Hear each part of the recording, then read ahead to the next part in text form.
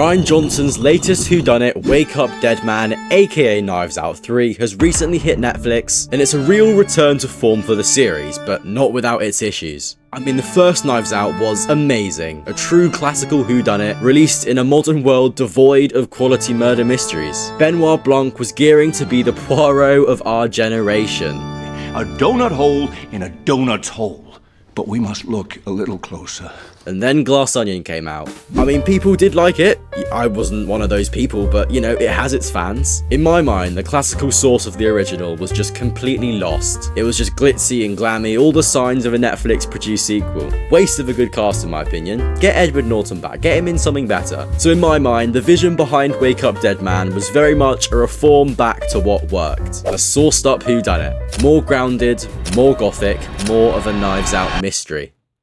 So this film takes place in a church community in rural New York and centers around the quote impossible murder, shock, of its radical pastor played by Josh Brolin. And this pastor is much more aligned with an extremist dictator than any sort of harmony-loving Catholic priest. His place in the story isn't just to act as the inciting incident, but instead to represent the dangers of influence, how a cult of personality can affect individuals from all walks of life, even in a church, even Jeremy Renner. Selfish harlot heart, you are not. Watch your child burn beneath that burden. Wake Up Dead Man delves into these themes as well as placing a heavy emphasis on the role of religion. I mean, well, it is set in a church, so...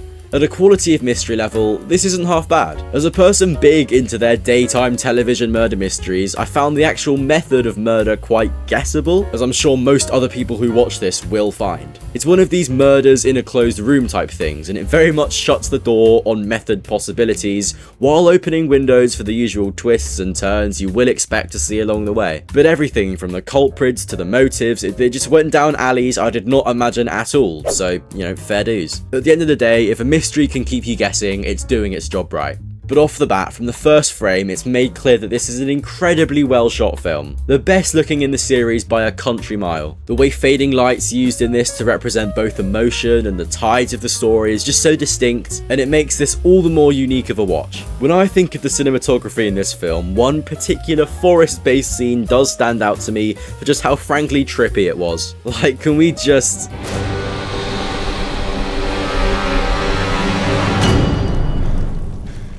Stop it, you Rian Johnson. It's a scene that truly stole the show for me. I love a dolly zoom done right. But quickly, if you're enjoying the video and you haven't already, then please remember to subscribe to the channel. The 100 sub goal by the end of the year is looming ever closer, so if you want to see more film reviews, then please click that button.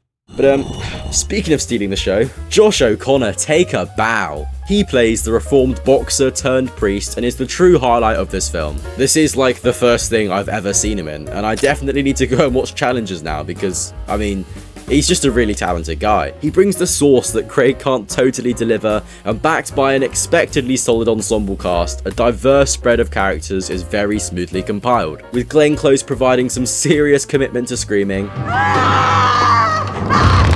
Daryl McCormack providing some serious commitment to being the weakest link. Sorry, that sounded quite mean. It's true, but, you know, still quite mean. My main issue with Wake Up Dead Man, and it's hardly something you'd really say is an issue, is the distinct lack of the detective in this detective mystery. Don't get me wrong, Craig is very much present, but he isn't really the center of the plot's course. I mean, he doesn't even show face until the 40-minute mark, playing much more of a backseat role in the movement of the story. He's there more as an emotional support animal to O'Connor's character than anything else. And thanks to the fact that O'Connor is just delightful to watch, it's really not an issue. And it's put me in a bit of a dilemma, because I honestly can't decide what to make of it. I hate the idea of putting the detective in the backseat, but in practice, I can't help but admit it works really well. I think this film is made better because of it, but I just don't like the concept. These elements and many others help put a spin on this entry, and while breathing some much needed fresh air into the series, Wake Up Dead Man manages to retain the elements that made Knives Out so good in the first place. I always think it's a tricky balance to fend between a more comical nature and coverage of some quite serious themes. The way these two polar opposite tones are seamlessly jumped between is impressive, and it means you can actually feel comfortable to laugh as opposed to being stuck in this sort of like uncomfortable limbo of I can't laugh because it just seems morally wrong. Makes me sick. These kids painting rocket ships all over his sacred resting place.